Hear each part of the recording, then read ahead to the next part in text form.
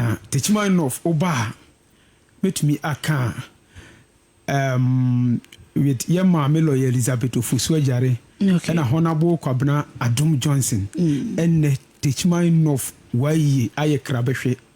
In fact, there is a massive and significant improvement in Youth Employment Agency. Okay. If we say yema me a contribute to invert strongly ewo activities ya yenum nti mabunu no de da bia se ye che enwuma e de ema omuani na eho aye krabefe na ye anije fie. Okay. In fact uti ufia na uni bibia ya osima me nko Techman North wa yi me kwa menya adwuma de ama madamfo menya adwuma e de ama menua menya adwuma ayo anase mbeti niema ekoso ewo Youth Employment Agency. Okay.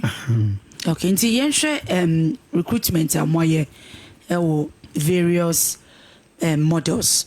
Me fancy ebia youths in I'm of an PA. Yes, police assistance. Yes, and yenhwe various baby mama year recruitment area. If I tell me that say metumi aka from 92 up to okay, nti me ma 7 minutes. Okay, from 92 up to 2026 metumi aka is unprecedented history in Techman North.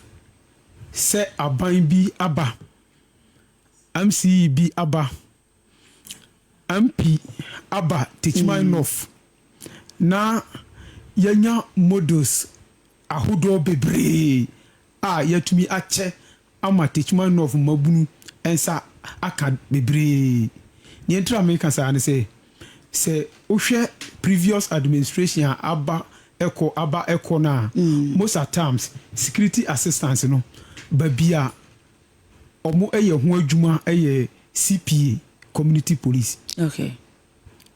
Community police na yem papa John Dramani Mahama eba ye yem wura Basintali ebe so akondwa yimu na yem maame lawyer Elizabeth Ofosu-Adjare eka ne ho no menuaba metumi aka ye di models ahodo miensa na abeka existing security services no ho. Okay.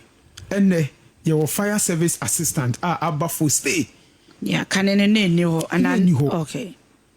It no various districts fire service department na ubehu say your waye for omo assist fire asoye no near to so be ambulance service assistance yes a friend community first respondent assistant and kind no na eni ho it ubehu say Techman South Techman North okoho the history is there.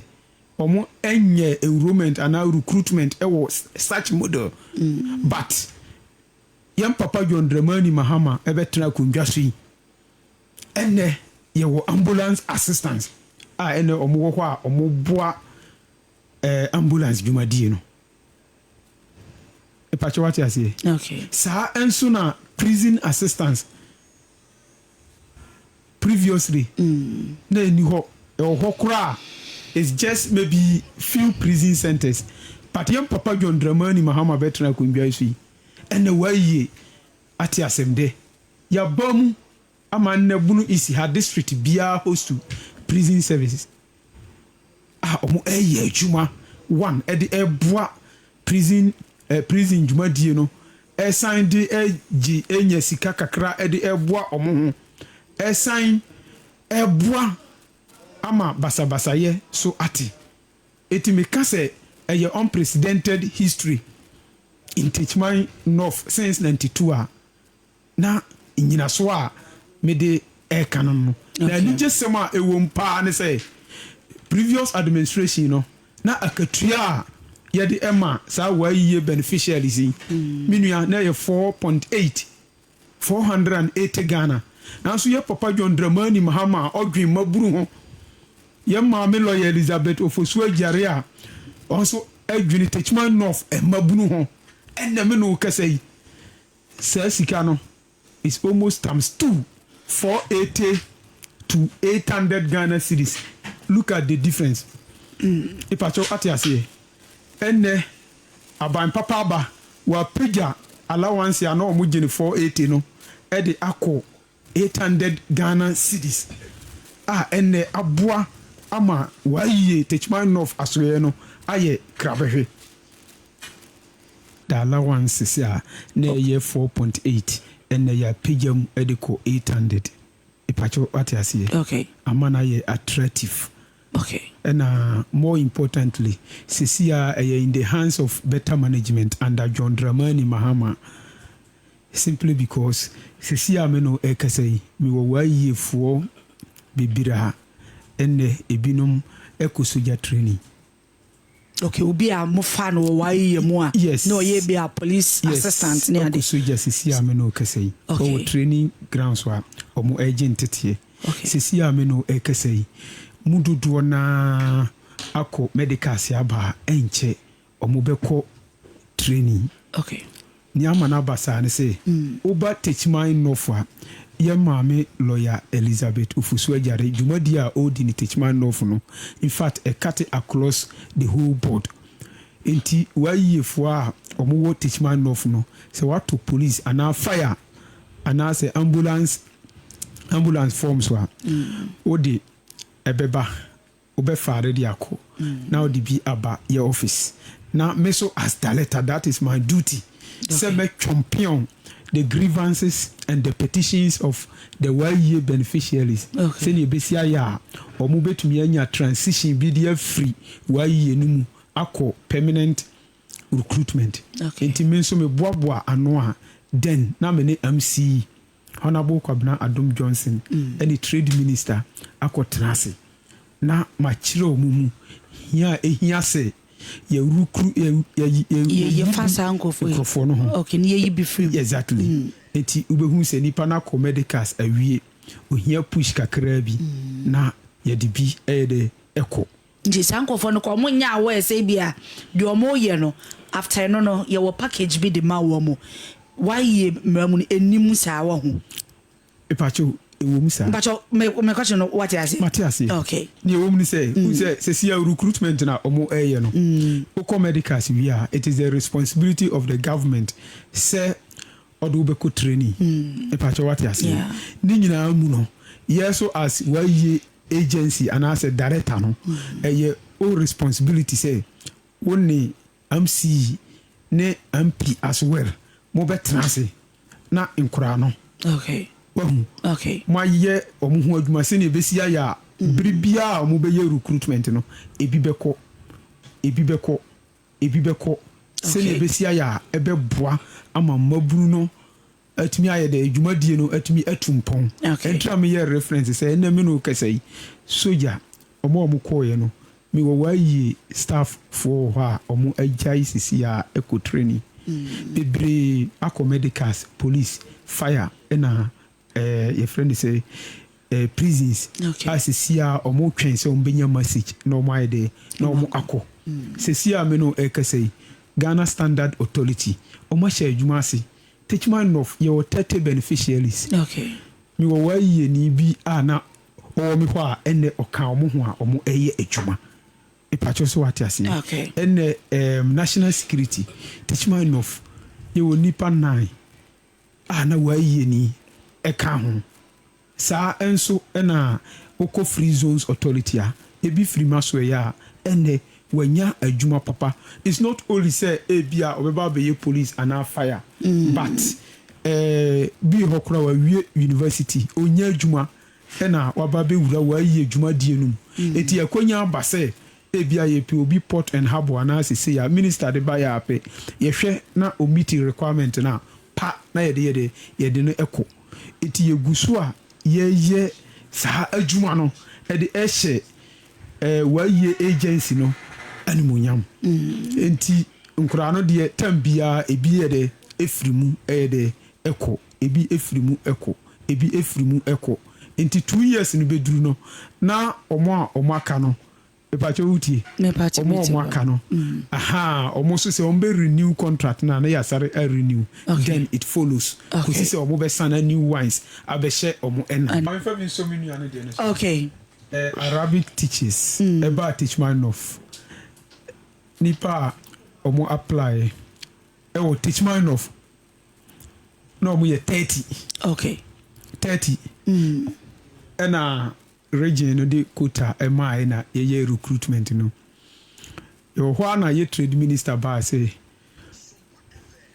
in all opedipa 35 e pa cho what I say yeah it is say 30 applicants ya ye receive ye and I say letters ya ye receive ye say omo pay Arabic teaching omo ye 30 say available vacancies 35 minua enti me can say CPP ni and PNC ni ewo ma ye be yi na free man na okay ye be yi na free man na da bia na no me ba ha me kan me ka kire o say wo si anwuma no wo de be ma NDC fo nko a wo ba na wa wo no o se chinchina MPP no na obe ware no me pa cho uti yeah wo ba no o se chinchina MPP ni no obe ware je no so MPP ni be brɛ o aye krata CPP ni be brɛ o aye krata me pa cho uti ni me kena se enti adwuma no chema obia enya bia ebua ma society no etumpon okay na ye ma me lawyer Elizabeth Ofosu ajare so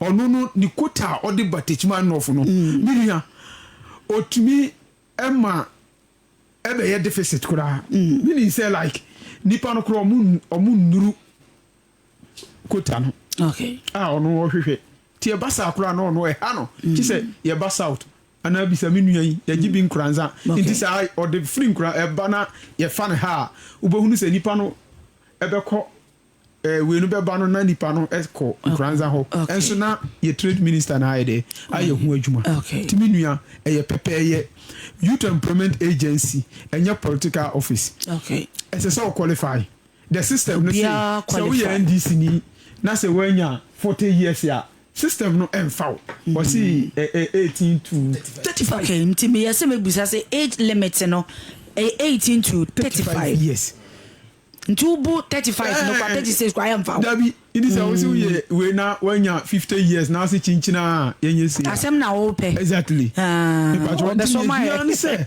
wo de bra ye kura aya chinjenti ye pese ye nku so nkro so na ehia it is also ebia wo ye CPP ni wo ye ho a wo de bra be sohwe say amfa wa yes ekwan akonya no wo nko ade a akonya no wo ho a ye be fa enti me sro sa perception no ye ma ye nyi emfiri because ye nyina ye nipa ba ko okay say what you say enti say akonya no wo ho na say NDC ni qualifier e wo say ye fa no eno nkire say wo ye NDC ni no qualify na ya fa na wo ko hunu na obeka say NDC fo nko ana ye fa no okay ye wo ni say o qualify entina ye fa no it say NDC ni qualify nko ade a ye be fa no CPP ni qualifier ye be fa no PNC ni qualifier ye be fa no that is the law why ye dwumadie no eno na waka no edoso misabi enye omo akọ school nko ana sa akwanya no e wo ho e de ema omo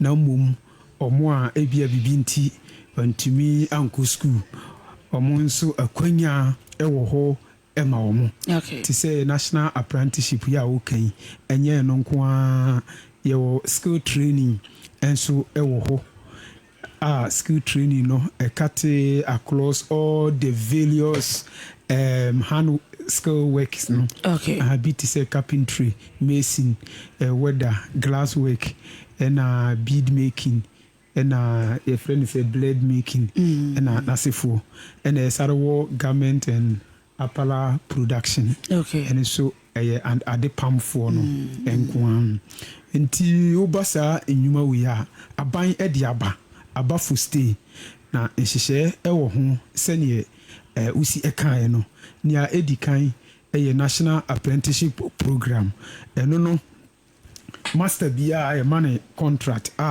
letter edaho enye ye district directors ena ye san nhihye no enye regional wayi ena ye san nhihye no wayi agency no ena sa nhyehyɛ na ɛyɛ memorandum of understanding ɛyɛ contract letter master no ɛne wayi atena ase ama yɛakan ne nyinaa akyerɛ no na ɔde ne sa ahyehyɛ nkrataa ase sɛ obɛtumi ayɛ de adi so na under contract letter no akatua biara yɛtua ma master no ɛwɔ saa krataa no mu ɛna akora biara so yɛwɔ stipends kakra a yɛde ɛboa no ɛwɔ dwumadie no a ɔreyɛ no ɛna ho akadeɛ machines a ɛwɔ sɛ master no ne nkora no bɛhia no nyinaa no ɛyɛ aban no dadwene ɛno bi na wo sɛ wohunu ne alosisi a na yɛde machines ɛno sɛ woba national apprenticeship no a menua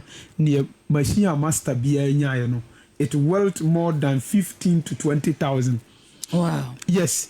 And a machine burn no. Knitting machine. Okay. And you for moto tailor for no. Okay. And your industrial machine. Okay. Inti bakukura cost around 8,000 to 9,000. Wow. Mienu and edema master. And ye no kwa o. Ahoma ubetumi dia pamade for the entire 2 years ni nyina eka ho. Wow. And your friend say other scissors ne tools ahodo eka ho nkura ya me no eka say the same day obi anya butterfly machine no bi ne ye weather onya machine a ye de esoso no ene rod na ye de aye nyina eneme no eka say ya disburse ye de ama masters no ena beneficiaries see eneme no eka say ubi se menu ya obeka skill training ni and now we have disbursed payment edi ama masters for month bia no aban no de eso stay ni omo sika ewo adwuma omo ayede aye no na this is kana mo de ma madam for na yes ka ben ya ipacho uba skill training say ya ana say garment and apparel production and you ma pama the fashion bia no aban no tua no 200 Ghana cedis per month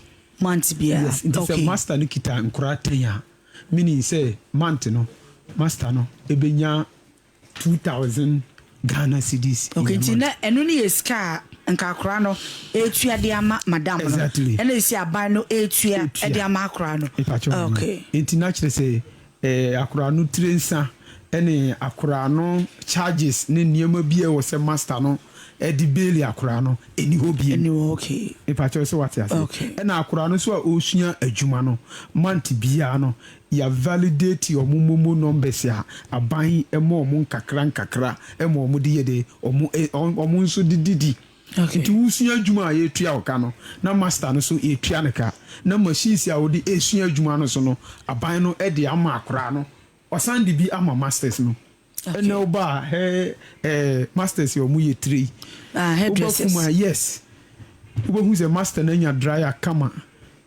na akura no so anya rollers ne saa niema a omudi esua adwuma no ipache wati ase enti ne beka se akura bi esua de na master bi sali beli no sikan keten no ene na ye master na kotikwa na ode ye saa ma me na ofre wo no on report master no money nearless 1 year director na ye director no ya hyede yese ye behwe se pepe yo ebebam but me bisa ma me ne se o ye sure se master no na ejiji se scanner na ona o so obisa ne ba se but o ene nkwada ya ba no se bi ya ba no se bi e bi kura na master ni nim we exactly timka che ma me ne se on fa na so ntoto form na on hwe se nya akwada no na se bi o bebu no agiska bi e de akoye bibia na say master ne de ene abani twaneka on report ma why ye director no ye ne master no e be kwa akotena ase na ne ntra o gi say sika no why explain if not ye betima switch akora no from that master to different master o pese o si ni pinpoint say master bia aban no ene ne ye adwuma aban no ayi no say ye de nkwada no ebrew tromo ade na yen be form eka nyina sa master ni wo kwan say after said the aban ni ye no obesan so agiske bi efi akwada no even 1 CD wow 1 CD even crowbar officer process ye form nyina no bibia eye free wa yie da letter obeka say tua 1 cedi 50 pesos ansana mafa akora no na me sese mo na maso eti asem mo ma public anase mo report ma painfo hu say jumadie say na bia techman north ya daleta na nkranza north ya daleta oye na yentumi nkona sanity nyede embra system no because koye system no so a yenwura basenteli o si bibia ye de eye free enye say kokoamu waka ne wiase nyina ba bi obegina bia no oka enti bibia ye de ama master no nka yatua contract letter amount na wie kura no ka machine a wo master no be yusu kura nka enye wa ye dagene na so abane si so yedi bi be ma akora na wo master no be ginti yedi wo so dia yedi ebe na condition e wo ho ne say machines ne dia ni nyina wo master no adwuma mu enti sa akora no tu kwan se wa gye adwuma akora foforo yedi no be ye replacement no na ebe use sa machine no